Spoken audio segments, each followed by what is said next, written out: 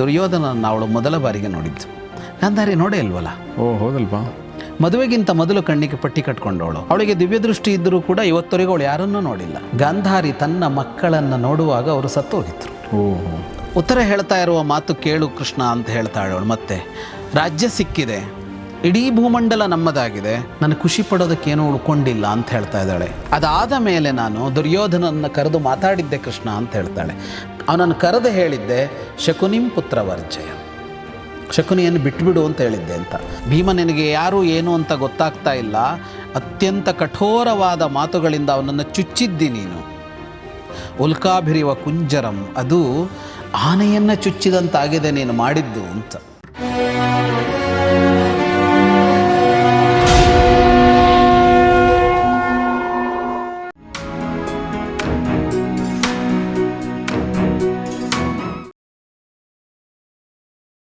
ಸ್ನೇಹಿತರೆ ನಮಸ್ಕಾರ. ಗೌರಿ ಶಕ್ಕಿ ಸ್ಟುಡಿಯೋದ ವಿಶೇಷ ಸರಣಿ ಸಂದರ್ಶನ ಕಾರ್ಯಕ್ರಮ ಮಹಾಭಾರತ ರಹಸ್ಯಗಳು, ದ ಸೀಕ್ರೆಟ್ಸ್ ಆಫ್ ಮಹಾಭಾರತ. ನಿಮಗೆಲ್ಲ ಆತ್ಮೀಯ ಸ್ವಾಗತ. ನಾನು ಗೌರಿ ಶಕ್ಕಿ. ನಮ್ಮ ಜೊತೆಗಿದ್ದಾರೆ ವಿದ್ವಾನ್ ಜಗದೀಶ್ ಶರ್ಮಾ ಸಂಪ ಸರ್. ಬನ್ನಿ ಅವ್ರನ್ನ ಕಾರ್ಯಕ್ರಮಕ್ಕೆ ಸ್ವಾಗತಿಸೋಣ. ಸರ್, ಕಾರ್ಯಕ್ರಮಕ್ಕೆ ಸ್ವಾಗತ. ನಮಸ್ಕಾರ. ಸೊ ನಾವು ಗಾಂಧಾರಿಯ ಒಂದು ವಿಲಾಪವನ್ನು ನೋಡ್ತಾ ಇದ್ವಿ. ಇಡೀ ಕುರುಕುಲದ ಸ್ತ್ರೀಯರ ವಿಲಾಪವನ್ನು ನೋಡ್ತಾ ಇದ್ವಿ. ಮತ್ತು ಗಾಂಧಾರಿಗೆ ಕೊನೆಗೂ ತನ್ನ ಮಗ ಅಂದರೆ ದುರ್ಯೋಧನ ಸಿಗ್ತಾನೆ ಮತ್ತು ಆತನ ಆಕೆ ತಬ್ಬಿಕೊಂಡು ಅಳೋದನ್ನು ಕೂಡ ನಾವು ನೋಡಿದ್ವಿ. ಸರಿ, ದುರ್ಯೋಧನನನ್ನು ಗಾಂಧಾರಿ ನೋಡಿದಳು ಅಂತ ಅನ್ನೋದಿದೆಯಲ್ಲ, ಇದರಲ್ಲಿ ನಾವು ಈ ದುಃಖದ ಸನ್ನಿವೇಶ ಆಗಿದ್ದರಿಂದ ಮರಿತೇವೆ. ನೆನಪು ಮಾಡ್ಕೊಳ್ಬೇಕಾಗಿರೋದೇನೆಂದರೆ ದುರ್ಯೋಧನನ್ನು ಅವಳು ಮೊದಲ ಬಾರಿಗೆ ನೋಡಿದ್ದು. ಗಾಂಧಾರಿ ನೋಡೇ ಇಲ್ವಲ್ಲ. ಓ ಹೌದಲ್ವಾ. ಮದುವೆಗಿಂತ ಮೊದಲು ಕಣ್ಣಿಗೆ ಪಟ್ಟಿ ಕಟ್ಕೊಂಡವಳು. ಅವಳಿಗೆ ದಿವ್ಯ ದೃಷ್ಟಿ ಇದ್ದರೂ ಕೂಡ ಇವತ್ತವರೆಗೂ ಅವಳು ಯಾರನ್ನೂ ನೋಡಿಲ್ಲ. ಗಾಂಧಾರಿ ತನ್ನ ಮಕ್ಕಳನ್ನು ನೋಡುವಾಗ ಅವರು ಸತ್ತೋಗಿದ್ರು. ಓಹೋ. ಅಂದರೆ ಎಂಥ ಅಂದರೆ ಪರಿಸ್ಥಿತಿಯ ವ್ಯಂಗ್ಯ ಅಂತ ಕರಿತೀವಲ್ಲ ನಾವು, ಅದು ಕಾಣಿಸತ್ತೆ ಅಂತ. ನೋಡುವ ಕಣ್ಣು ಸಹಜ ಕಣ್ಣಿನಿಂದಲೇ ನೋಡಲಿಲ್ಲ, ತಪಸ್ಸಿನಿಂದ, ಪಾತಿವ್ರತ್ಯದಿಂದ, ಮಾಹಾತ್ಮ್ಯದಿಂದ, ಸತ್ಯವಚನದಿಂದ, ವ್ಯಾಸರ ಅನುಗ್ರಹದಿಂದ ಪಡೆದುಕೊಂಡ ದಿವ್ಯ ದೃಷ್ಟಿಗೆ ಏನು ಕಾಣ್ತಾ ಇದೆ ಅಂದರೆ ಸತ್ತು ಬಿದ್ದ ಮಕ್ಕಳು ಕಾಣಿಸ್ತಾ ಇದ್ದಾರೆ. ಗಾಂಧಾರಿ ಬದುಕಿನಲ್ಲಿ ಏನನ್ನಾದರೂ ನೋಡಿದ್ದು ಆ ವಿವಾಹದ ಅನಂತರ ಒಂದೇ ಬಾರಿ ನೋಡಿದ್ದೇನನ್ನಂದರೆ ಭೀಕರತೆಯನ್ನು ಮಾತ್ರ ಅಂತ. ಆ ದಿವ್ಯ ದೃಷ್ಟಿಗೆ ಅವಳು ಇನ್ನೇನನ್ನು ನೋಡೋಕ್ಕೆ ಸಾಧ್ಯನೇ ಆಗಲಿಲ್ವಲ್ಲ ಅಂತ. ಉಪಸ್ಥಿತೇಸ್ಮಿನ್ ಸಂಗ್ರಾಮೆ ಜ್ಞಾತೀನಾಂ ಸಂಕ್ಷಯೇ ವಿಭೋ ಮಾಮಯಂ ಪ್ರಾಹವಾರ್ಷ್ಣೇಯ ಪ್ರಾಂಜಲಿರ್ನೃಪಸತ್ತಮಃ. ಅವಳ ಪಕ್ಕದಲ್ಲೇ ಇದ್ದ ಕೃಷ್ಣನಿಗೆ ಹೇಳ್ತಾಳೆ. ಆ ಕೃಷ್ಣ ಅವಳ ಪಕ್ಕದಲ್ಲೇ ಹೋಗ್ತಾ ಇರ್ತಾನೆ. ಅದೆಷ್ಟು ಚೆನ್ನಾಗಿದೆ ಅಂದರೆ, ಈಗ ಕೃಷ್ಣ ಗಾಂಧಾರಿಯ ಪಕ್ಕದಲ್ಲಿ ಹೋಗೋದಕ್ಕೇನೂ ವಿಷಯ ಇಲ್ಲ. ಅವಳ ಪಕ್ಕದಲ್ಲಿ ಕುಂತಿನೋ, ಇವಳು ಸೊಸೆಯಂದಿರೋ, ಇನ್ನೊಬ್ಬರೋ ಧೃತರಾಷ್ಟ್ರನೋ, ಸಂಜಯನೋ, ವಿದುರನೋ ಯಾರೋ ಹೋಗ್ಬೇಕು. ಕೃಷ್ಣ ಹೋಗ್ತಾ ಇರ್ತಾನೆ ಗಾಂಧಾರಿಯ ಪಕ್ಕದಲ್ಲಿಯೇ. ಅವಳು ಅವನ ಜೊತೆಗೇ ಮಾತಾಡ್ತಾ ಇರ್ತಾಳೆ, ಅವನೇ ಹೋಗ್ತಾ ಇರ್ತಾನೆ ಅವಳ ಜೊತೆಗೆ. ಅಂದರೆ ಕೃಷ್ಣ ಅಂದರೆ ಅವನ ಈ ಮಾನವೀಯ ಅಂಶಗಳು ಇದೆಯಲ್ಲ, ಗಾಂಧಾರಿಯ ಜೊತೆಗೆ ಯಾಕೆ ಹೋಗ್ಬೇಕು ಅವನೀಗ ಅಂತ. ಯಾಕೆ ಅಂತ ಅಂದರೆ ಅತ್ಯಂತ ದುಃಖಿತಲಾದವಳು ಗಾಂಧಾರಿ ಅಂತ. ಈಗ ದ್ರೌಪದಿ ಅಂತ ಅನಿಸಿದ್ರು ದ್ರೌಪದಿಗೆ 5 ಜನ ಗಂಡಂದರು ಉಳ್ಕೊಂಡಿದ್ದಾರೆ ಅನ್ನುವ ಅಂಶ ಇದೆ. ಕರೆಕ್ಟ್. ಇವಳಿಗೂ ಗಂಡ ಉಳಿದಿರ್ಬೋದು ಧೃತರಾಷ್ಟ್ರ, ಆದರೆ ಸಹೋದರರಿಂದ ಹಿಡಿದು, ಮಕ್ಕಳಿಂದ ಹಿಡಿದು, ಮೊಮ್ಮಕ್ಕಳಿಂದ ಹಿಡಿದು ಎಲ್ಲ ಕಳ್ಕೊಂಡಿದ್ದಾಳೆ. ಈಗ ದ್ರೌಪದಿಗೆ ಇಷ್ಟೇ ಆದರೂ ಕೂಡ ದ್ರೌಪದಿಗೆ ಒಂದು ಆಶಾಕಿರಣ ಇದೆ. ದ್ರೌಪದಿಯ ಮೊಮ್ಮಗು ಇದೆ, ಅವಳು ಗರ್ಭಿಣಿಯಾಗಿದ್ದಾಳೆ. ಇಂಥ ಸಾಕಷ್ಟು ಅಂಶಗಳು ದ್ರೌಪದಿಗಿವೆ. ಅವಳಿಗೆ ರಾಜ್ಯನೂ ಇದೆ. ಅತ್ಯಂತ ಯಾರಿಗೆ ಕಷ್ಟ ಇದೆ ಅಂದರೆ ಗಾಂಧಾರಿಗೆ. ಹಾಗಾಗಿ ಕೃಷ್ಣ ಗಾಂಧಾರಿಯ ಜೊತೆಗೇ ಹೋಗ್ತಾ ಇದ್ದಾನೆ. ಆಮೇಲೆ ಕುರುಡುತನ, ವೃದ್ಧಾಪ್ಯ, ಎಷ್ಟೊಂದು ಅಂಶಗಳು ಗಾಂಧಾರಿಯ ವಿಷಯದಲ್ಲಿದೆ ಕೊರತೆಯಾಗಿ. ಆಮೇಲೆ ಕೃಷ್ಣನಗಳು ಕರೆದಿರೋದು ಕೂಡ ಒಂದು ಕಾರಣ ಅನ್ಸುತ್ತೆ. ಎರಡನೇದೇನೆಂದರೆ ಕೃಷ್ಣ ನನ್ನ ಪ್ರಕಾರ ಅಂದರೆ ಅವನು ರೆಸ್ಪಾನ್ಸಿಬಿಲಿಟಿ ತಗೊಳ್ಳೋ ಜಾಗದಲ್ಲಿ ಮುಂದೆ ಹೋಗ್ತಾನೆ. ಅವನು ಹೌದು, ಅವ್ನು ತಗೋತಾನೆ. ಅವನು ಬೇಕಾಗಿರೋ ತನ್ನ ಅವಶ್ಯಕತೆ ಇರೋ ಜಾಗದಲ್ಲಿ ಮೌನವಾಗಿರ್ತಾನೆ. ಹೌದು. ಇಲ್ಲಿ ಅವನು ಹಿ ಹ್ಯಾಸ್ ಟೇಕನ್ ದಟ್ ಅಂದರೆ ಮಾರಲ್ ರೆಸ್ಪಾನ್ಸಿಬಿಲಿಟಿ ತಗೋತಾ ಇದ್ದಾನೆ. ಅದ್ರ ಹೌದೌದು ಪಕ್ಕ. ಇದಕ್ಕೆ ನಾನೂ ಕಾರಣ ಅನ್ನೋದನ್ನು ಅವಳ ಜೊತೆಗೆ ಇದ್ಕೊಂಡು ಅದನ್ನು ಹೇಳ್ತಾ ಇದ್ದಾನೆ ಅಂತ ಅನ್ಸುತ್ತೆ ನನಗೆ. ಅದು ಮುಂದೆ ಬರುತ್ತೆ, ಅದು ತುಂಬ ಚೆನ್ನಾಗಿದೆ ಅದು. ಅವಳು ಹೇಳ್ತಾಳೆ, ದುರ್ಯೋಧನನ್ನು ಅಪ್ಪಿಕೊಂಡು ನೆನಪು ಮಾಡ್ಕೊಳ್ತಾಳೆ ಆ ಘಟನೆಯನ್ನು. ಅದನ್ನು ವ್ಯಾಸರು ಹಿಂದೆ ಹೇಳಿದ್ರು, ಇಲ್ಲ ಅವಳು ಹೇಳಿದ್ರಿಂದ ನಾವು ಮತ್ತೊಂದು ಸಲ ನೆನಪು ಮಾಡ್ಕೊಂಡು ಅವಳ ಬಾಯಲ್ಲಿ ಬರುತ್ತೆ. ಮಾಮಯಂ ಪ್ರಾಹ ವಾರ್ಷ್ಣೇಯ ಪ್ರಾಂಜಲಿರ್ ನೃಪಸತ್ತಮಃ. ಯುದ್ಧ ಇನ್ನೂ ಆರಂಭ ಆಗಬೇಕಿತ್ತು. ಕೃಷ್ಣ ಉಪಸ್ಥಿತೇಸ್ಮಿನ್ ಸಂಗ್ರಾಮೆ. ಯುದ್ಧ ಆರಂಭದ ಹೊತ್ತಿಗೆ ದುರ್ಯೋಧನ ನನ್ನ ಬಳಿಗೆ ಬಂದಿದ್ದ, ಕೈ ಮುಗಿದು ಕೇಳ್ಕೊಂಡಿದ್ದ. ಅಸ್ಮಿನ್ ಜ್ಞಾತಿ ಸಮುದ್ಧರ್ಷೆ ಜಯಮಂಬಾ ಬ್ರವೀತುಮೆ. ಅಮ್ಮ, ನಮ್ಮವರೊಂದಿಗೆ ಯುದ್ಧ ಆಗ್ತಾ ಇದೆ, ನನಗೆ ಜಯ ಆಗಲಿ ಅಂತ ಆಶೀರ್ವಾದ ಮಾಡು ಅಂತ ಕೇಳ್ಕೊಂಡಿದ್ದ. ಇತ್ಯುಕ್ತೆ ಜಾನತಿ ಸರ್ವಂ ಅಹಂ ಸ್ವಂ ವ್ಯಸನಾಗಮಂ ಅಬ್ರವಂ ಪುರುಷ ವ್ಯಾಘ್ರ ಯಥೋ ಧರ್ಮಸ್ತಥೋ ಜಯ. ಅವನು ಹಾಗೆ ಕೇಳಿದಾಗ ಸರ್ವಂ ಅಹಂ ಸ್ವಂ ವ್ಯಸನಾಗಮಂ ಜಾನತಿ. ನನಗೆ ಎಂಥ ಸಂಕಷ್ಟವನ್ನು ಇದು ತಂದೊಡ್ಡತ್ತೆ ಅನ್ನೋದು ಗೊತ್ತಿದ್ದು ನಾನು ಅವನಿಗೆ ಯಥೋಧರ್ಮಸ್ತಥೋ ಜಯಃ ಅಂತ ಹೇಳಿದ್ದೆ. ಎಲ್ಲಿ ಧರ್ಮ ಇದೆಯೋ ಅದು ಗೆಲ್ಲತ್ತೆ ಅಂತ ಹೇಳಿದ್ದೆ ನಾನು ಅಂತ. ಅಂದರೆ ಎಲ್ಲಿ ಧರ್ಮ ಇದೆಯೋ ಅದು ಗೆಲ್ಲತ್ತೆ ಅಂತ ಅಂದರೆ ನೀನು ಸಾಯ್ತಿ ಅಂತಲೇ ಹೇಳಿದಾಗೆ ಅಂತ. ನೀನು ಸಾಯ್ತಿ, ನೀವೆಲ್ಲರೂ ಸಾಯ್ತೀರಿ ಅಂತ ಅಂದರೆ ದುಃಖ ನನಗಾಗತ್ತೆ ಅಂತ ಗೊತ್ತಿತ್ತು ನನಗೆ ಅಂತ. ಅಂದರೆ ಈ ದುಃಖವನ್ನು ನಾನು ಅನುಭವಿಸಬೇಕಾಗತ್ತೆ ಅಂತ ಗೊತ್ತಿದ್ದೂ ನಾನು ಧರ್ಮ ಯಾವುದೋ ಅದು ಗೆಲ್ಲಬೇಕು ಅಂತ ದುರ್ಯೋಧನನಿಗೆ ಹೇಳಿದ್ದೆ ಅಂತ. ಇದು ಗಾಂಧಾರಿ. ಅಂದರೆ ಅಧರ್ಮ ಅವನ ಕಡೆಯಲ್ಲಿದೆ ಅಂತ ಗೊತ್ತಿದೆ, ಧರ್ಮ ಆಚೆ ಕಡೆಯಲ್ಲಿದೆ ಅಂತ ಗೊತ್ತಿದೆ. ಧರ್ಮವೇ ಗೆಲ್ಲಬೇಕು ಅಂತ ಅಂದರೆ ಪಾಂಡವರು ಗೆಲ್ಲಬೇಕು. ಪಾಂಡವರು ಗೆಲ್ಲಬೇಕು ಅಂದರೆ ಇವರೆಲ್ಲ ಸಾಯಬೇಕು. ಇವರೆಲ್ಲರ ಸಾವು ಅಂದರೆ ತನಗೆ ದುಃಖ. ಈ ದುಃಖದ ಭವಿಷ್ಯ ಗೊತ್ತಿದ್ದು ಧರ್ಮ ಗೆಲ್ಲಲಿ ಅಂತ ಹೇಳಿದ್ದೆ ನಾನು ಅಂತ. ಅವನಿಗೆ ಇನ್ನೂ ಒಂದು ಮಾತು ಹೇಳಿದ್ದೆ, ಧ್ರುವಂ ಶಸ್ತ್ರಜಿತಾನ್ ಲೋಕಾನ್ ಪ್ರಾಪ್ತಾಸ್ಯಮರವದ್ವಿಭೋ. ನೀನು ಯುದ್ಧದಲ್ಲಿ ಅಂದರೆ ಯಥೋಧರ್ಮಸ್ತಥೋ ಜಯ ಅಂತ ಹೇಳಿದ್ದು ನಿಜವಾದರೆ ನಿನಗೆ ಪುಣ್ಯಲೋಕ ಸಿಗತ್ತೆ ಅನ್ನೋ ಮಾತನ್ನು ಹೇಳಿದ್ದೆ ನಾನು ಅವನಿಗೆ ಅಂತ. ಶಸ್ತ್ರಗಳಿಂದ ಸತ್ತಾಗ ಸಿಗುವ ಪುಣ್ಯಲೋಕಗಳು ನಿನಗೆ ಸಿಗತ್ತೆ ಅಂತ ದುರ್ಯೋಧನನಿಗೆ ಹೇಳಿದ್ದೆ ಅವತ್ತು ನಾನು ಅಂತ. ಹಾಗಾಗಿ ದುರ್ಯೋಧನನನ್ನು ಕಂಡಾಗ ಬಂದ ಅಳು ಬೇರೆ, ಆದರೆ ದುರ್ಯೋಧನ ಸತ್ತೋಗಿದ್ದಾನೆ ಅನ್ನೋದು ನನಗೆ ದುಃಖದ ವಿಷಯ ಆಗೋಲ್ಲ ಕೃಷ್ಣ ಅಂತ ಹೇಳ್ತಾಳೆ. ಇತ್ಯೇವ ಮುಬ್ರುವಂ ಪೂರ್ವಂ ನೈನಂ ಶೋಚಾಮಿ ವೈ ಪ್ರಭೋ. ಅವನು ಸತ್ತೋದ ಅಂತ ನನಗೆ ದುಃಖ ಆಗಲ್ಲ. ಯಾಕೆ ಅಂದರೆ ನನಗೆ ಗೊತ್ತಿತ್ತು ಇದು ಹೀಗೆಯೇ ಆಗತ್ತೆ ಅಂತ ಗೊತ್ತಿತ್ತು. ಆದರೆ ನನ್ನ ನಿಜವಾದ ನೋವು ಯಾವುದು ಅಂದರೆ ಧೃತರಾಷ್ಟ್ರಂತ ಶೋಚಾಮಿ ಕೃಪಣಂ ಹತ ಬಾಂಧವಂ. ಧೃತರಾಷ್ಟ್ರನ ಬಗ್ಗೆ ನೋವಾಗ್ತಾಯಿದೆ, ದುಃಖ ಆಗ್ತಾಯಿದೆ ನನಗೆ. ಯಾಕೆ ಅಂದರೆ ಎಲ್ಲರನ್ನೂ ಕಳೆದುಕೊಂಡು ಕೂತಿದ್ದಾನೆ ಅವನು ಅಂತ. ಎಲ್ಲರನ್ನೂ ಕಳೆದುಕೊಂಡು ಕೂತಿದ್ದಾನೆ. ವಿದುರಂ ಹ್ಯವಮನ್ಯೈಷ ಪಿತರಂಚೈವ ಮಂದಭಾಕ್ ಬಾಲೋ ವೃದ್ಧಾವಮಾನೇನ ಮಂದೋ ಮೃತ್ಯುವಶಂಗತಃ. ಭೀಮನ ಪೆಟ್ಟಿನಿಂದಾಗಿ ಸತ್ತು ಬಿದ್ದಿದ್ದಾನೆ ನನ್ನ ಮಗ ಅಂತ ಹೇಳ್ತಾಳೆ. ಮೂರ್ಧಾಭಿಷಿಕ್ತನಾಗಿದ್ದ, 11 ಅಕ್ಷೌಹಿಣಿ ಸೇನೆಗಳನ್ನು ಮುನ್ನಡೆಸ್ತಿದ್ದ ಅಂತೆಲ್ಲ ಹೇಳ್ತಾಳೆ. ಅವನ ವೈಭವ ಎಷ್ಟಿತ್ತು ಅಂಥವನು ಭೀಮನ ಹೊಡೆತಕ್ಕೆ ಸಿಕ್ಕಿ ಸತ್ತು ಬಿದ್ದಿದ್ದಾನೆ. ವಿದುರನನ್ನು ಅವಮಾನಿಸಿದ್ದಕ್ಕೆ ಇದು ಬಂದಿದ್ದು ಅಂತ. ವಿದರಂ ಹ್ಯವಮನ್ಯೈಷ್ಯ ಪಿತರಂಚೈವ ಮಂದಭಾಕ್. ವಿದರನನ್ನೂ ಅವಮಾನಿಸಿದ, ತಂದೆಯನ್ನೂ ಅವಮಾನಿಸಿದ ಅಂತ. ಅಂದರೆ ತಂದೆಯ ಒಳ್ಳೆಯ ಮಾತನ್ನೂ ಒಪ್ಕೊಳ್ಳಿಲ್ಲ. ಮಂದಭಾಕ್ ಅಂತ ಮೂರ್ಖ ಇವನು. ಬಾಲಃ ವೃದ್ಧಾವಮಾನೇನ ಮಂದೋ ಮೃತ್ಯುವಶಂಗತಃ. ಸಣ್ಣವನಾಗಿದ್ದು ಹಿರಿಯರನ್ನು ಅವಮಾನಿಸಿದ ಕಾರಣಕ್ಕೆ ಮರಣಕ್ಕೆ ಸಿಲುಕಿಕೊಂಡ ಅಂತ. ಅಂದರೆ ಹಿರಿಯರನ್ನು ಅವಮಾನಿಸಿದ ಪಾಪಕ್ಕಾಗಿದಾಯಿತು ಅಂತಲ್ಲ, ಅವರ ಮಾತನ್ನು ಒಪ್ಪಿದರೆ ಈ ಸಾವು ಬರ್ತಾ ಇರಲಿಲ್ಲ ಇವನಿಗೆ. ಭಾನುಮತಿ ಅಂತ ಎಲ್ಲ ಹೆಸರಿಲ್ಲ ಇಲ್ಲಿ. ದುರ್ಯೋಧನ ಪತ್ನಿ ಅಂತ ಹೇಳ್ತಾಳೆ. ಪ್ರಕೀರ್ಣಕೇಶಾಂ ಸುಶ್ರೋಣೀಂ ದುರ್ಯೋಧನ ಭುಜಾಂಗಗಾಂ ರುಕ್ಮವೇದೀನಿಭಾಂ ಪಶ್ಯ ಕೃಷ್ಣ ಲಕ್ಷ್ಮಣ ಮಾತರಂ. ಲಕ್ಷ್ಮಣನ ತಾಯಿಯನ್ನು ನೋಡು ಕೃಷ್ಣ ಅಂತ ಹೇಳ್ತಾಳೆ. ಲಕ್ಷ್ಮಣ ಅಂದರೆ ದುರ್ಯೋಧನನ ಮಗ. ಅವನ ತಾಯಿಯನ್ನು ನೋಡು, ಕೂದಲು ಹರಡಿಕೊಂಡು ದುರ್ಯೋಧನನ ಆಲಿಂಗಿಸಿಕೊಂಡು ಅವಳು ಅಳ್ತಾ ಇರೋದನ್ನು ನೋಡು ಅಂತ. ಅವಳು ಬಂದಿದ್ದಾಳು, ಅವರೆಲ್ಲರೂ ಬಂದಿದ್ದಾರೆ. ಅಂದರೆ ಅಲ್ಲಿ ಹೇಳುವಾಗ ಲಕ್ಷ್ಮಣ ಮಾತರಂ ಅಂತ ಹೇಳುವಾಗ ಅವಳಿಗೆ ಮಗನೂ ಸತ್ತೋಗಿದ್ದಾನೆ, ಗಂಡನೂ ಸತ್ತೋಗಿದ್ದಾನಲ್ಲ. ಲಕ್ಷ್ಮಣ ದುರ್ಯೋಧನ ಇಬ್ಬರ ಶವ ಅಕ್ಕಪಕ್ಕ ಇರುತ್ತೆ. ಎಲ್ಲಿ ಲಕ್ಷ್ಮಣ ಸತ್ತಿದ್ದನೋ ಅದರ ಪಕ್ಕದಲ್ಲೇ ದುರ್ಯೋಧನ ಸತ್ತಿರ್ತಾನೆ ಅಂತ. ನಮ್ಗೆ ಆ ಪ್ರದೇಶಗಳು ಎಲ್ಲೆಲ್ಲಿ ಏನೇನಾಗಿದೆ ಅಂತ ಏನು ಗೊತ್ತಾಗಲ್ವಲ್ಲ, ಇಲ್ಲಿ ಬರುತ್ತೆ. ಅವಳು ಒಮ್ಮೆ ಗಂಡನ ಮುಖ ನೋಡ್ತಾಳೆ, ಒಮ್ಮೆ ಮಗನ ಮುಖ ನೋಡ್ತಾ ಇದ್ದಾಳೆ ಅಂತ ಹೇಳ್ತಾಳೆ. ಕಿನ್ನು ಶೋಚತಿ ಭರ್ತಾರಂ ಪುತ್ರಂಚೈಷಾ ಮನಸ್ವಿನಿ ತಥಾಹ್ಯವಸ್ಥಿತ ಭಾತಿ ಪುತ್ರಂಚಾಪ್ಯಭಿವೀಕ್ಷಸ. ಒಮ್ಮೆ ಗಂಡನ ಮುಖ ನೋಡ್ತಾಳೆ, ಒಮ್ಮೆ ಮಗನ ಮುಖ ನೋಡ್ತಾಳೆ, ಅಳ್ತಾ ಇದ್ದಾಳೆ ಅಂತ. ಮುಖಂ ವಿಮೃಜ್ಯ ಪುತ್ರಸ್ಯ ಭರ್ತುಶ್ಚೈವ ತಪಸ್ವಿನಿ. ಒಮ್ಮೆ ಮಗನ ಮುಖವನ್ನು ನೇವರಿಸ್ತಾಳೆ, ಒಮ್ಮೆ ಗಂಡನ ಮುಖವನ್ನು ನೇವರಿಸ್ತಾಳೆ. ಅದಾದ ಮೇಲೆ ಹೇಳ್ತಾಳೆ, ನನ್ನ ಎಲ್ಲ ಸೊಸೆಯಂದಿರನ್ನು ನೋಡು, ಅವರವರ ಗಂಡದರ ಬಳಿಗೆ ಹೋಗಿ ಅವ್ರು ಅಳ್ತಾ ಇರೋದನ್ನು ನೋಡು ಅಂತ. 100 ಜನ ಅಳ್ತಾ ಇದ್ದಾರೆ ಅಲ್ಲಲ್ಲೂ ಹೋಗಿ ಅಂತ. ಅವರು ಮಾತ್ರ ಅಲ್ಲ, ಉಳಿದವರೆಲ್ಲರನ್ನ ನೋಡಿ. ಭಾತೃಂಶ್ಚಾನ್ಯ ಪತೀಂಶ್ಚಾನ್ಯ ಪುತ್ರಾಂಶ ನಿಯತಾನ್ಭವಿ ದೃಷ್ಟ ಪರಿಪತಂತೇತ ಪ್ರಗೃಹ್ಯ ಸುಭುಜಾ ಭುಜಾನ್. ಯಾರ್ಯಾರೋ ಸಹೋದರರ ಪಕ್ಕದಲ್ಲಿ ಕೂತ ಅಳ್ತಾ ಇದ್ದಾರೆ, ಇನ್ಯಾರೋ ಗಂಡಂದರ ಪಕ್ಕದಲ್ಲಿ, ಇನ್ಯಾರೋ ಮಕ್ಕಳ ಪಕ್ಕದಲ್ಲಿ. ಕೆಲವರು ಎಳೆಯ ವಯಸ್ಸಿನವರು, ಮಧ್ಯಮಾನಾಂತೋ ನಾರೀಣಾಂ, ಕೆಲವರು ಮಧ್ಯ ವಯಸ್ಸಿನವರು, ವೃದ್ಧಾನಾಂ ಚಾಪರಾಜಿತ, ಕೆಲವರು ವೃದ್ಧರು, ಆ ಸ್ತ್ರೀಯರು, ಅವರೆಲ್ಲ ಆಕ್ರಂದನ ಮಾಡ್ತಾ ಇದ್ದಾರೆ. ಹಾಗೆ ಅಳ್ತಾ ಅಳ್ತಾ ನಿಲ್ಲೋಕ್ಕಾಗದೆ ಮುರಿದು ಬಿದ್ದ ರಥ ಇರುತ್ತಲ್ಲ, ಅದಕ್ಕೆ ಹೊರಗೆ ನಿಂತ್ಕೊಂಡು ಅಳ್ತಾ ಇದ್ದಾರೆ. ನಿಲ್ಲೋದಕ್ಕೂ ಸಾಧ್ಯ ಆಗ್ತಾ ಇರಲಿಲ್ಲ ಅವರಿಗೆ. ರಥನೀಡಾನಿ ದೇಹಾಂಶ ಹತಾನಾಂ ಗಜವಾಜಿನಾಂ. ಕೆಲವರು ಅಲ್ಲಿ ಬಿದ್ದ ಆನೆಗಳಿಗೆ ಹೊರಗೆ ನಿಂತ್ಕೊಂಡು ಅಳ್ತಾ ಇದ್ದಾರೆ. ಸತ್ತು ಹೋದ ಆನೆ ಅಂತ ಕೂಡ ಗೊತ್ತಾಗ್ತಾ ಇಲ್ಲ ಅವರಿಗೆ, ಹಾಗಿದೆ ಪರಿಸ್ಥಿತಿ ಅಂತ. ಇನ್ನೊಂದು ಕಡೆಯಲ್ಲಿ ದುಶ್ಯಾಸನನ್ನು ತೋರಿಸಿ ಹೇಳ್ತಾರೆ, ಏಷ ದುಶ್ಯಾಸನಶ್ಚೇತೆ ಶೂರೇಣ ಮಿತ್ರಘಾತಿನ ಪೀತ ಶೋಣಿತ ಸರ್ವಾಂಗೋ ಭೀಮಸೇನೇನ ಪಾತಿತಃ. ದುರ್ಯೋಧನ ಬಿದ್ದಿದ್ದನ್ನು ನೋಡು, ಭೀಮಸೇನನ ಪೆಟ್ಟಿಗೆ ಬಿದ್ದು ಸತ್ತಿದ್ದಾನೆ ಅವನು. ದ್ಯೂತಕ್ಲೇಶಾನ್ ಅನುಸ್ಮೃತ್ಯ ದ್ರೌಪದ್ಯ ಚೋದಿತೇನ ಚ.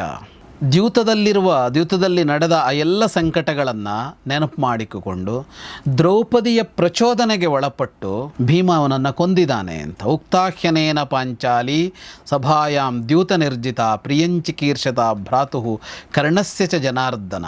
ಕೆಟ್ಟ ಮಾತುಗಳನ್ನು ಆಡದ ಇವನು ದ್ರೌಪದಿಗೆ ಆ ಸಭೆಯಲ್ಲಿ. ಯಾಕೆ ಅಂತಂದರೆ ಅಣ್ಣನನ್ನು ಖುಷಿಪಡಿಸಬೇಕು ಅಂತ. ಪ್ರಿಯಂಚಿಕೀರ್ಷತ ಭ್ರಾತು, ಅಣ್ಣನಿಗೆ ಖುಷಿಪಡಿಸಬೇಕು ಅಂತ ಕೆಟ್ಟ ಮಾತುಗಳನ್ನು ಆಡ್ದ. ಕರ್ಣಸ್ಯ ಚ ಜನಾರ್ದನ, ಕರ್ಣನಿಗೆ ಸಂತೋಷ ಆಗಲಿ ಅಂತ ಕೆಟ್ಟ ಮಾತುಗಳನ್ನು ಆಡ್ದ ಅಂತ. ಅಂದರೆ ಅವರು ಅಲ್ಲಿ ನೋಡಿ, ಅದು ಏನಾಗಿದೆ ಅಂದರೆ, ಕರ್ಣ ಹೇಳ್ತಾನೆ ಕೃಷ್ಣನಿಗೆ, ನಾನು ತುಂಬ ಒರಟಾಗಿ ಮಾತನಾಡಿದೆ ಅಂತ ಕರ್ಣನ್ ಮಾತಾಡ್ಸೋಕೆ ಹೋದಾಗ. ಯಾಕೆ ಅಂದರೆ ದುರ್ಯೋಧನಿಗೆ ಸಂತೋಷ ಆಗಲಿ ಅಂತ ನಾನು ಆಡಬಾರದ ಮಾತನ್ನಾಡಿದೆ ಅಂತ ಅವನು ಹೇಳಿದ್ದ. ನಾವು ಹಿಂದಿನ ಸಂಚಿಕೆಯಲ್ಲಿ ನೋಡಿದ್ವಿ ಅದನ್ನ. ಇಲ್ಲಿ ಇವಳು ಹೇಳ್ತಾಳೆ, ದುಶ್ಯಾಸನ ದುರ್ಯೋಧನ ಮತ್ತು ಕರ್ಣರಿಗೆ ಸಂತೋಷ ಆಗಲಿ ಅಂತ ಕೆಟ್ಟ ಮಾತುಗಳನ್ನು ಆಡಿದ್ದ ಅಂತ. ಎಲ್ಲ ಹೋಗಿ ಒಂದೇ ಕಡೆಗೆ ನಿಲ್ಲತ್ತೆ ದುರ್ಯೋಧನನ ಹತ್ರ ಅಂತ. ಎಂಥ ಮಾತಾಡಿದ್ದ ಅಂತಲೂ ಹೇಳ್ತಾಳೆ. ಸಹೈವ ಸಹದೇವೇನ ನಕುಲೇನ ಅರ್ಜುನೇನ ಚ ದಾಸಭಾರ್ಯಾಸಿ ಪಾಂಚಾಲಿ ಕ್ಷಿಪ್ರಂ ಪ್ರವಿಶನೋ ಗೃಹಾನ್. ಆಡಬಾರದ ಮಾತನ್ನು ದುಶ್ಯಾಸನ ಆಡಿದ್ದ. ನಕುಲ ಸಹದೇವ ಅರ್ಜುನರೊಡನೆ ಒಳಗು ಹೋಗು, ನೀನು ನಮ್ಮ ದಾಸಂದಿರ ಹೆಂಡತಿ ಅಂತ ಹೇಳಿದ್ದ. ನಮ್ಮ ಮನೆಗೆ ಹೋಗು ಕೆಲಸಕ್ಕೆ ಅಂತ ಹೇಳಿದ್ದ ಅಂತ. ಅದಾದ ಮೇಲೆ ನಾನು ದುರ್ಯೋಧನನ್ನು ಕರೆದು ಮಾತಾಡಿದ್ದೆ ಕೃಷ್ಣ ಅಂತ ಹೇಳ್ತಾಳೆ. ಅಂದರೆ ಗಾಂಧಾರಿ ಪ್ರಯತ್ನ ಪಟ್ಟಿದ್ಲಾ ಇಲ್ವಾ ಅನ್ನೋದು ಗೊತ್ತಾಗಲ್ವಲ್ಲ ನಮಗೆ, ಆ ಘಟನೆಗಳನ್ನೆಲ್ಲೂ ದಾಖಲಿಸೋದಲ್ವ. ಅಲ್ಲಿ ಹೇಳ್ತಾಳೆ ಅವಳು, ತಥೋಹಮಬ್ರಹಂ ಕೃಷ್ಣ ತದಾ ದುರ್ಯೋಧನಂ ನೃಪಂ. ಅವನನ್ನು ಕರೆದು ಹೇಳಿದ್ದೆ, ಶಕುನಿಂ ಪುತ್ರವರ್ಜಯ, ಶಕುನಿಯನ್ನು ಬಿಟ್ಟುಬಿಡು ಅಂತ ಹೇಳಿದ್ದೆ ಅಂತ. ತನ್ನ ಸಹೋದರನನ್ನು ಬಿಟ್ಟುಬಿಡು ಅಂತ ಹೇಳಿದ್ದೆ. ಹೇಳುವಾಗ ಹೇಳಿದ್ದೆ, ಸುದುರ್ಬುದ್ಧಿಂ, ಅತ್ಯಂತ ದುಷ್ಟವಾದ ಯೋಚನೆ ಇರುವವನು ಅವನು, ನಿನ್ನ ಸೋದರ ಮಾವ. ಕಲಹಪ್ರಿಯಂ, ಅವನಿಗೆ ಜಗಳ ಅನ್ನೋದು ಬಹಳ ಇಷ್ಟ.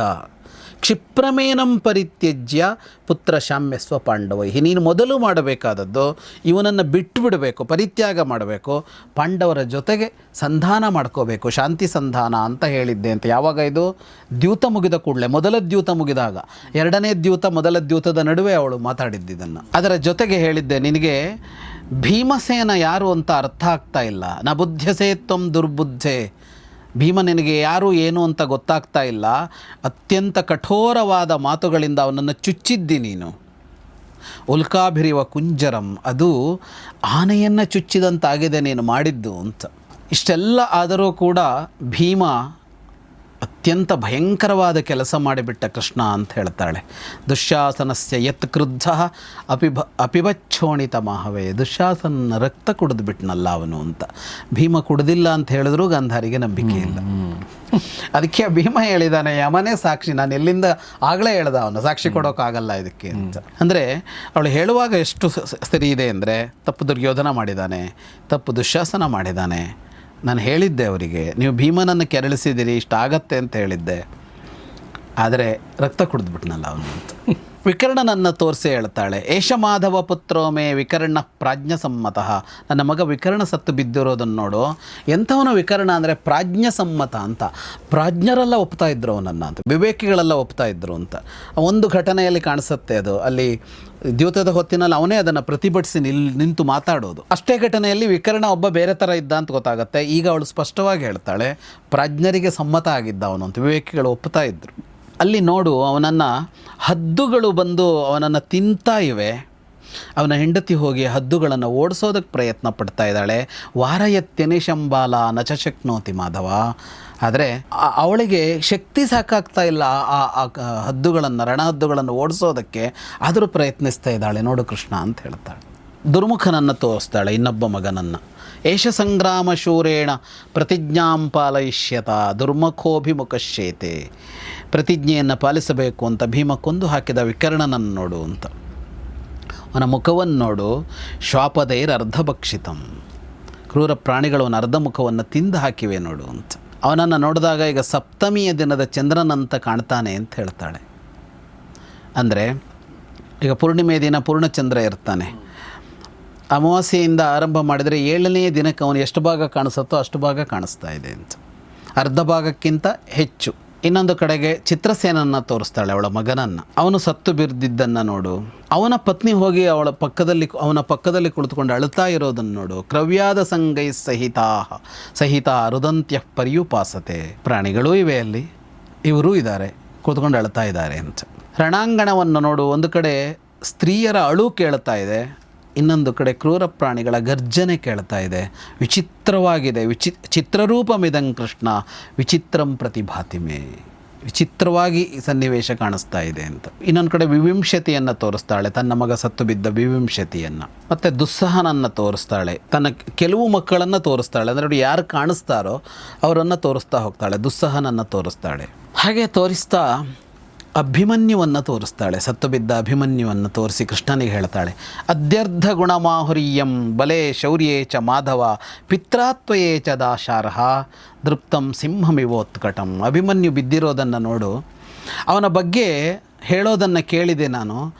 ಸಾಮರ್ಥ್ಯ ಮತ್ತು ಶೌರ್ಯ, ಬಲ ಮತ್ತು ಶೌರ್ಯದಲ್ಲಿ ನಿನ್ನ ಮತ್ತು ಅರ್ಜುನನ 1.5 ಪಟ್ಟು ಅವನಿಗಿದೆ ಶಕ್ತಿ ಸಾಮರ್ಥ್ಯಗಳು ಅಂತ ಕೇಳಿದ್ದೀನಿ. ಅಂಥ ಅಭಿಮನ್ಯು ಬಿದ್ದಿರೋದನ್ನು ನೋಡು ಅಂತ. ಯೋ ಬಿಭೇದ ಚಮೋಮೇಕೋ ಮಮ ಪುತ್ರಸ್ಯ ದುರ್ಭಿದಾಂ ಸಭೂತ್ವ ಮೃತ್ಯುರನ್ಯೇಷಾಂ ಸ್ವಯಂ ಮೃತ್ಯು ವಶಂಗತಃ. ಏಕಾಕಿಯಾಗಿ ಒಬ್ಬನೇ ನುಗ್ಗಿ ನನ್ನ ಮಗನ ಭೇದಿಸಲಾಗದ ಸೈನ್ಯವನ್ನು ಭೇದಿಸಿದವನು ಅವನು ಸತ್ತು ಬಿದ್ದಿದ್ದಾನೆ ನೋಡು ಅಂತ. ಅವನ ಮುಖ ನೋಡು ಕೃಷ್ಣ ಅಂತ ಹೇಳ್ತಾಳೆ. ಅಭಿಮನ್ಯೋರ್ ಹತಸ್ಯಾಪಿ ಪ್ರಭಾನೈವೋಪಶಮ್ಯತೆ. ಅವನ ಮುಖದಲ್ಲಿರುವ ಕಾಂತಿ ನೋಡು, ಅವನು ಸತ್ತು ಹೋದರೂ ಕೂಡ ಆ ಕಾಂತಿ ಅಳಿದಿಲ್ಲ ಅಂತ. ಮುಖದ ಹೊಳಪು ಕಾಂತಿ ಹಾಗೆಯೇ ಇದೆ ಅಂತ. ಅಲ್ಲಿ ನೋಡು, ಉತ್ತರೆ ಅವನ ಸಮೀಪಕ್ಕೆ ಹೋದಳು, ಹೋಗಿ ಅಳುತ್ತಾ ಇರೋದನ್ನು ನೋಡು. ಏಷ ವಿರಾಟ ದುಹಿತ ಸ್ನುಷಾ ಗಾಂಡೀವಧನ್ವನಃ. ವಿರಾಟನ ಮಗಳು, ಗಾಂಡೀವಧಾರಿಯಾದ ಅರ್ಜುನನ ಸೊಸೆ, ಆರ್ತಳಾಗಿ, ಸಣ್ಣ ವಯಸ್ಸಿನವಳು ಬಾಲ, ಆರ್ತಳಾಗಿ ವೀರಂ ಶೋಚತ್ಯನಿಂದಿತ. ಅಳ್ತಾ ಇದ್ದಾಳೆ ಅಲ್ಲಿ ಹೋಗಿ ಅಂತ. ಕೈಗಳಿಂದ ಅವನ ಮುಖವನ್ನು ನೇವರಿಸ್ತಾ ಇದ್ದಾಳೆ, ಅವನನ್ನು ಆಲಿಂಗಿಸಿಕೊಳ್ತಾ ಇದ್ದಾಳೆ. ನೋಡವಳು ನಿನ್ನನ್ನು ಕರೆದು ಮಾತನಾಡ್ತಾ ಇದ್ದಾಳೆ. ಅದೆಲ್ಲೋ ಬೇರೆ ಕಡೆ ನಡೀತಾ ಇದೆ, ಅಲ್ಲೇ ಅಂತಲ್ಲ, ಅದು ಸ್ವಲ್ಪ ಹತ್ತಿರದಲ್ಲಿ ಇದ್ದಿರಬೇಕು. ಅದು ಕರೆದು ನಿನ್ನನ್ನು ಮಾತಾಡ್ತಾ ಇದ್ದಾಳೆ ಅಂತ. ಅಲ್ಲೇ ಹತ್ತಿರದಲ್ಲಿ ಬಿದ್ದಿರಬೇಕು ಅಂತ ಯಾಕೆ ಹೇಳ್ತೀನಿ ನಾನು ಅಂತಂದರೆ, ಈಗ ಲಕ್ಷ್ಮಣ ಅಲ್ಲೇ ಬಿದ್ದಿದ್ದಾನೆ, ದುರ್ಯೋಧನನ ಮಗ. ಅದರ ಪಕ್ಕದಲ್ಲಿ ಲಕ್ಷ್ಮಣನ ದೇಹ ಇದೆ ಅಂತಂದರೆ, ಲಕ್ಷ್ಮಣನನ್ನು ಕೊಂದಿದ್ದ ಅಭಿಮನ್ಯು. ಅದು ಚಕ್ರವ್ಯೂಹಕ್ಕೆ ಇವನು ಒಳಗೆ ಹೋದಾಗ, ಚಕ್ರವ್ಯೂಹಕ್ಕೆ ಹೋಗಿ ಎಲ್ಲರೂ ಅವ್ರು ಸುತ್ತುವರೆದಾಗ ಅವನು ಲಕ್ಷ್ಮಣನ ಕೊಲ್ತಾನೆ, ದುರ್ಯೋಧನನ ಮಗನನ್ನು. ಅಲ್ಲೇ ಅಭಿಮನ್ಯುನು ಸತ್ತು ಬಿದ್ದಿರಬೇಕಲ್ಲ. ಹಾಗಾಗಿ ಅಲ್ಲೇ ಒಂದಿಷ್ಟು ಹತ್ತಿರದಲ್ಲಿ ಅಯಂತೆ ಪುಂಡರೀಕಾಕ್ಷ ಸದೃಶಾಕ್ಷೋ ನಿಪಾತಿತಃ ಬಲೆ ವೀರ್ಯೇ ಚ ಸದೃಶಃ ತೇಜಸ ಚೈವ ತೇನಘ. ಅವಳು ನಿನ್ನನ್ನು ಸಂಬೋಧಿಸಿ ಹೇಳ್ತಾ ಇದ್ದಾಳೆ ಪುಂಡರೀಕಾಕ್ಷ ಅಂತ. ಮತ್ತೆ ಸದೃಶಾಕ್ಷೋ ನಿಪಾತಿತಃ, ನಿನ್ನಂತೆಯೇ ಕಣ್ಣಿತ್ತು ಅವನಿಗೆ ಅಂತ, ನಿನ್ನಂತೆಯೇ ಕಮಲದಳದಂಥ ಕಣ್ಣಿತ್ತು ಅಂತ ಉತ್ತರ ಹೇಳ್ತಾ ಇರೋದು ಕೃಷ್ಣನಿಗೆ. ಬಲ, ಶೌರ್ಯ, ತೇಜಸ್ಸು ಎಲ್ಲದರಲ್ಲೂ ಅವನು ನಿನಗೆ ಸಮಾನನಾಗಿದ್ದ. ರೂಪೇಣ ಚ ತವಾತ್ಯರ್ಥಂ, ಅವನ ಆ ರೂಪ ಕೂಡ ನಿನ್ನಂತೆಯೇ ಇತ್ತು ಅಂತ. ಅಂಥವನು ನೆಲದಲ್ಲಿ ಬಿದ್ದು ಮಲಗಿದಾನೆ ನೋಡು ಅಂತ. ಅವನು ಮಲಗಿರೋದು ನೋಡು ಅಂತ ಹೇಳ್ತಾ ಇದ್ದಾಳೆ ಉತ್ತರೆ ಅಂತ ಗಾಂಧಾರಿ ಹೇಳ್ತಾ ಇದ್ದಾಳೆ. ಮಲಗಿರೋದನ್ನು ನೋಡು, ಅವನು ಸತ್ತಿದ್ದಾನೆ ಅಂತಲೇ ಅನಿಸೋದಿಲ್ಲ ಅಂತ. ವ್ಯಾಯಾಮ್ಯ ಬಹುದಾನೂನಂ ಸುಖಸುಪ್ತಃ ಶ್ರಮಾದಿವ.